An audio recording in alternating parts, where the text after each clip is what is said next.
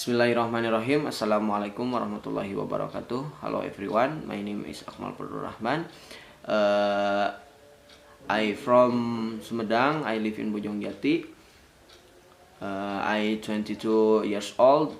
My hobby is playing futsal and playing game PUBG Mobile with my friend.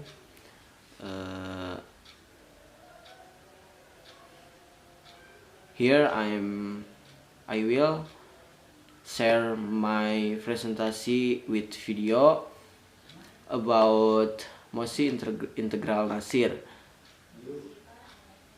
Check it out. Latar lahirnya Mosi Integral. Mosi ini tidak lahir begitu saja. Terjadinya perdebatan di Parlemen Sementara Republik Indonesia Serikat atau RIS adalah merupakan titik kulminasi aspirasi masyarakat Indonesia yang kecewa terhadap hasil konspirasi meja bundar atau KMB yang berlangsung di Den Haag, Belanda 23 Agustus sampai 2 November 1949. Jadi, Mosi Integral Nasir ini tidak lahir begitu saja, tetapi banyak pertentangan di kalangan masyarakat Indonesia pada waktu itu. Dan Republik Indonesia Serikat menurut kacamata M. Natsir merupakan upaya Belanda untuk mencegah belah negara Indonesia. Jadi menurut pandangan Natsir, ini adalah sebuah upaya Belanda untuk memecah belah bangsa Indonesia dengan membentuk negara bagian, yang artian negara kesatuan dibagi-bagi menjadi negara-negara kecil di Indonesia. Apa yang terjadi dengan negara Indonesia itu menimbulkan keprihatinan bagi Natsir. Pada saat itu, M. Natsir menjadi anggota parlemen sekaligus ketua praksi Masyumi. Kondisi negara yang bergejolak menggerakkan politisi religius ini untuk kemudian dengan sendirinya mencari tahu terhadap apa yang terjadi di berbagai pelosok tanah air. M. Natsir kemudian keliling ke berbagai daerah untuk menangkap aspirasi dari masyarakat Indonesia tentang bagaimana yang diinginkan oleh masyarakat. Dan akan tetapi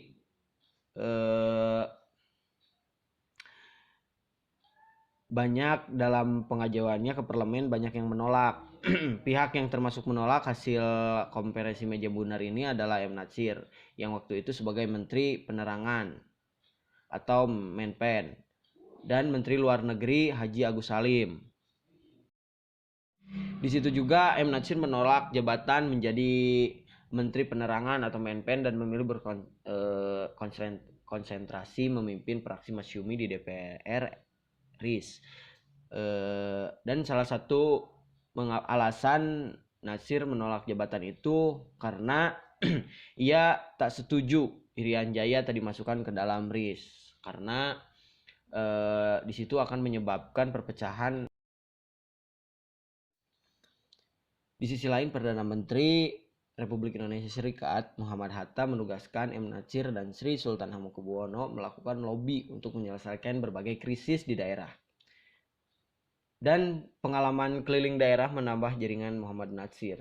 Selain itu, kecakapannya berunding dengan para pemimpin fraksi di Parlemen RIS seperti I.J. Kasmo dan fraksi Partai Katolik dan A.M. Tambunan dari Partai Kristen telah mendorong Natsir ke satu kesimpulan.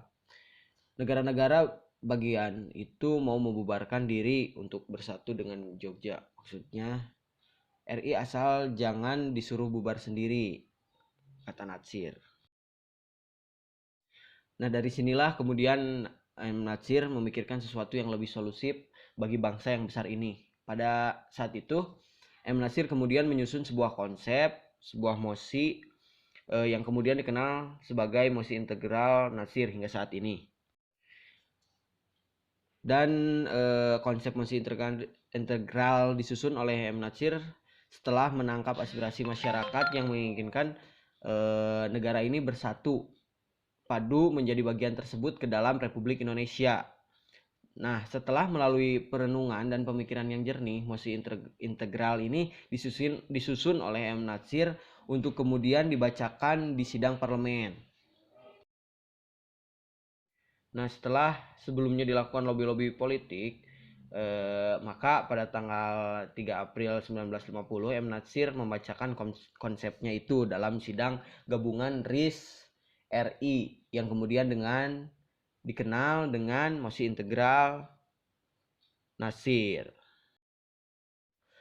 Dan apa yang menjadi gagasan besar dan kemudian dapat menyelamatkan bangsa ini tidak lain merupakan gagasan murni dari seorang Muhammad Natsir sendiri tanpa mengadopsi dari dorongan pihak lain. Muhammad Natsir menggali konsep mosi integral ini dari aspirasi masyarakat yang tersebar di berbagai daerah yang ada di Indonesia. Sehingga bisa dikatakan bahwa mosi ini merupakan konsep yang digali dari rahim dan jati diri bangsa yang menginginkan bersatunya Indonesia dalam satu wadah dan tidak akan terbagi-bagi menjadi beberapa bagian yang kemudian bisa menyebabkan terpecah belahnya bangsa ini menjadi beberapa bagian. Mungkin itu sekilas latar belakang lahirnya mosi integral Muhammad Natsir. Kurang lebihnya mohon maaf. Wabillahi taufiq wal hidayah. Wassalamualaikum warahmatullahi wabarakatuh. Hello, my name is Farhan Fahru Roji. I am part of Group 11 will presentation about socialization the Natsir integral motion. Ya, di sini saya akan mempresentasikan tentang proses sosialisasi mosi integral. Mosi integral ini memiliki nilai yang sangat penting bagi Muhammad Natsir, sebagaimana ia telah melakukan proses riset yang mendalam terhadap segenap rakyat yang tersebar di daerah-daerah yang pernah diajak berdialog olehnya. Mosi ini sangatlah pintar untuk diajukan, karena yang dibahas di sini adalah perihal sistem kenegaraan, di mana ketika salah mengambil keputusan, ada banyak hal yang harus dipertaruhkan, dan itu menyangkut kehidupan bernegara. Mosi integral Natsir merupakan jalan keluar dari negara RIS yang dianggap hanya untuk memecah wilayah negara menjadi bagian-bagian kecil pada setiap wilayahnya. Akan tetapi proses RIS menuju NKRI ditempuh Natsir dengan mengajak semua pihak agar tidak menyinggung masalah federalisme atau unitarisme demi kepentingan nasional yang jangkauannya lebih jauh. Natsir menyerukan agar tidak memaksa negara-negara bagian membubarkan diri, mengingat kedudukannya yang setara dengan republik berdasarkan konstitusi RIS. Solusinya adalah mengajak negara-negara bagian meleburkan diri ke dalam negara republik. Mosi lebih dikenal ketika dipidatokan oleh Muhammad Natsir di depan sidang gabungan RIS RI pada tanggal 3 April tahun 1950. Namun sesungguhnya sebelum pidato itu dilakukan, M. Natsir terlebih dahulu melakukan lobby politik kepada seluruh fraksi di parlemen. M. Natsir menyampaikan pesan kepada para kolega politiknya untuk membangun kesamaan makna, yaitu pentingnya menyatukan kembali bangsa Indonesia, makna yaitu bangsa Indonesia dalam bentuk negara kesatuan. Maka selama 2,5 bulan yang diakhiri dengan pidato di gedung parlemen itu, M. Natsir memberikan pemahaman agar secara kognisi seluruh politik dapat memiliki wawasan yang sama, memiliki kehendak yang sama, sehingga pada saatnya seluruh elemen bangsa menganggap bahwa mosi integral sebagai kebutuhan bersama, sehingga sikap dari pemerintah dan anggota parlemen memiliki kesamaan nilai.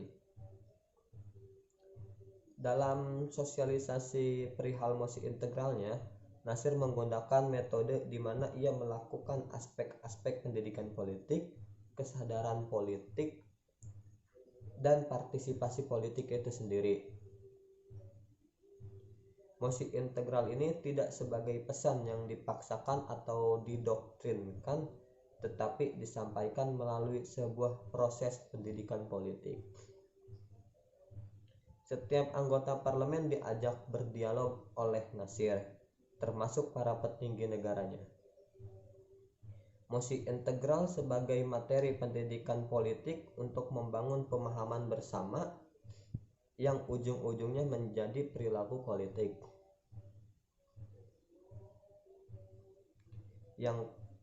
Ujung-ujungnya menjadi perilaku politik yang pro terhadap persatuan bangsa dengan membubarkan negara-negara boneka bentukan Belanda dalam bentuk Republik Serikat. Maka mosi integral Nasir lahir dari sebuah proses panjang. Pesan-pesan sebelumnya dirumuskan dari serpihan pendapat dan aspirasi masyarakat baik yang disampaikan secara verbal maupun non-verbal. Selain itu, M. Nasir begitu disorot sebab ia bukan anggota parlemen biasa, tetapi ia sebagai ketua fraksi, ketua umum Partai Masyumi, juga sebagai ulama yang cukup terkenal pada saat itu. Maka sosok tokoh berpengaruh seperti ini juga dalam proses sosialisasi menjadi penting karena turut mempengaruhi pesan yang disampaikannya, dan dengan posisi sentral itulah kondisi lobi politik yang dilakukan Nasir itu lebih memudahkannya. Selaku ketua fraksi Masyumi, Muhammad Nasir mencermati keadaan yang berkembang. Nasir pun menemui para ketua fraksi untuk mengetahui pikiran apa yang sedang berkembang di parlemen. Lalu Nasir mengajak berdiskusi dengan para pemimpin fraksi yang paling kiri melalui Ir Sakirman dari Partai Komunis Indonesia atau PKI, dan juga mengajak berdiskusi dengan pemimpin fraksi yang sangat kanan, Sahetafi Angel dari Agent Comes for Federal Overlord atau BFO. Dari pertukaran pikiran itu, Nasir menyimpulkan bahwa negara-negara bagian itu mau membubarkan diri untuk bersatu dengan Republik Indonesia. Meskipun ada juga di antara negara bagian yang merasa harga dirinya terganggu bila melebur, yaitu negara bagian RI Yogyakarta. Tetapi itu bisa diatasi dengan lobi politiknya. Karena sosialisasinya yang baik terhadap gagasan besarnya itu, mosi integral Nasir diterima oleh pemerintah. Perdana Menteri RIS Muhammad Hatta mengumumkan bahwa pemerintah akan menggunakan mosi integral Nasir sebagai pedoman dalam memecahkan persoalan-persoalan yang dihadapi. Dan dengan pendekatannya yang luas, Nasir berhasil memulihkan negara federasi RIS ke NKRI tanpa satu orang pun yang dipermalukan dan tanpa setetes darah pun yang tumpah. Lalu kesimpulan, setelah pasca revolusi 1945, Indonesia berbentuk Negara Kesatuan Republik Indonesia. Namun pada tahun 1949, setelah KMB yang diadakan di Belanda, parlemen itu menyepakati Indonesia akan merubah sistem menjadi negara federal berbentuk serikat. Pasca sidang KMB di Belanda, kondisi Indonesia semakin tidak menentu karena disepakatinya Republik Indonesia Serikat atau RIS. Yang realisasinya adalah memecah-mecah negara Indonesia menjadi beberapa bagian negara. Kondisi ini menjadi latar belakang M. Nasir untuk merumuskan sebuah mosi yang kemudian dikenal dengan mosi integral yang dilontarkan pada tahun 1950. Mosi integral ini menjadi pesan politik yang sangat penting karena menjadi tonggak kelahiran kembali negara Indonesia. Lahir murni dari pemikiran Muhammad Natsir setelah melakukan penelitian secara mendalam kepada masyarakat yang ada di daerah-daerah di Indonesia. Ketika masyarakat menginginkan kembalinya negara serikat menjadi kesatuan, maka Muhammad Natsir merumuskan sebuah konsep mosi integral ini. Mosi ini berisi tentang pentingnya menyatukan daerah-daerah dan masyarakat dalam sebuah persatuan tanpa terpecah-pecah. Dan sebelum melakukan pidatonya di depan parlemen untuk mengajukan mosi integralnya, M. Natsir melakukan sosialisasi kepada beberapa pihak sebagai komunikator politik. Muhammad Natsir selain mensosialisasikan gagasannya kepada para anggota parlemen yang ada di berbagai fraksi, ia juga mensosialisasikan mosi integral kepada kalangan eksekutif dengan melakukan sosialisasi atau lobby ke berbagai kalangan termasuk para pengambil kebijakan. M. Natsir tidak terlalu kesulitan untuk mendapatkan persetujuan penuh terhadap konsep yang ditawarkannya, sehingga pada akhirnya pada tahun 1950 Indonesia kembali menjadi Negara Kesatuan Republik Indonesia atau NKRI. Mungkin itu presentasi yang dapat disampaikan oleh saya. Kurang lebihnya mohon maaf. Wabillahi taufiq wal hidayah. Wassalamualaikum warahmatullahi wabarakatuh. Assalamualaikum warahmatullahi wabarakatuh. My name is Hana Nabila Putri. I'm part of Group 11, will presenting about the political message on Natsir integral motion. Seperti yang sudah kita ketahui bahwa Indonesia pernah menjadi negara serikat. Nah, dari adanya mosi integral ini menjadikan Indonesia kembali dalam bentuk republiknya. Itu artinya tidak lagi menjadi serikat atau negara-negara bagian. Dengan adanya mosi integral ini menjadi sebuah pesan politik yang penting untuk Indonesia karena bahwasannya mosi integral ini telah melakukan beberapa riset kepada beberapa rakyat Indonesia di beberapa bagian daerah pada saat itu. Maka mosi integral ini juga sangatlah penting karena bisa menjadi bentuk aspirasi dan juga bisa menjadi sebuah harapan untuk kebijakan ke depannya. Karena mosi integral ini cenderung bersifat fundamental, yaitu untuk mengganti dasar negara Indonesia pada saat itu. Nah, meskipun Muhammad Natsir itu adalah seorang pemilik tunggal dari pemikiran mosi integral ini, yang berarti mosi integral ini murni atas dasar pemikiran dari Muhammad Natsir, tapi mosi integral ini dianggap sebagai penyelamat untuk Indonesia karena pada saat itu Indonesia sedang diambang perpecahan karena ada hasil dari KMB. Dan menurut Natsir, masalah pokok yang harus diselesaikan itu adalah bagaimana caranya membentuk negara kesatuan Republik Indonesia. Karena pada dasarnya NKRI itu adalah merupakan jawaban untuk permasalahan politik pada saat itu, yang dimana NKRI menginginkan bahwa terjadinya penggabungan dari negara RI Yogyakarta ke semua negara yang ada di NKRI. Dalam prakteknya, mosi integral ini adalah untuk menyatukan daerah-daerah di Indonesia dengan cara yang damai, dan jika ada konflik saat membentuk Negara Kesatuan Republik Indonesia, maka ini dianggap sebagai sesuatu yang merugikan masyarakat.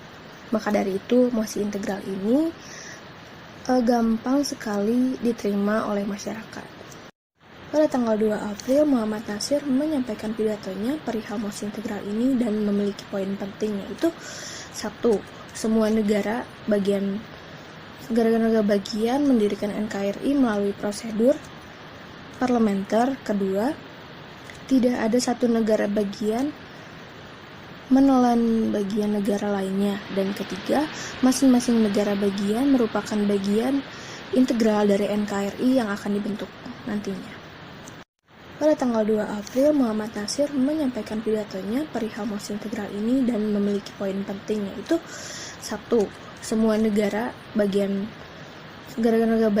mendirikan NKRI melalui prosedur parlementer. 2. Tidak ada satu negara bagian menelan bagian negara lainnya. Dan 3. Masing-masing negara bagian merupakan bagian integral dari NKRI yang akan dibentuk nantinya. Dan pada tanggal 17 Agustus 1950, Indonesia kembali menjadi negara republik, dan tentu mosi integral ini berhasil meyakinkan orang-orang ataupun rakyat masyarakat Indonesia pada saat itu untuk mengubah kembali Indonesia menjadi negara kesatuan. Dari keberhasilan akan mosi integral itu membuktikan bahwa pesan politik yang disampaikan oleh Muhammad Natsir melalui strategi komunikasi politik yang baik. Karena pada saat itu Muhammad Natsir menempuh komunikasi interpersonal melalui lobby-lobby politik ataupun komunikasi berbasis massa, yaitu dengan cara ia berpidato dan didengarkan oleh masyarakat banyak. Dan mungkin segitu yang bisa saya sampaikan. Mohon maaf bila banyak salah. Assalamualaikum warahmatullahi wabarakatuh.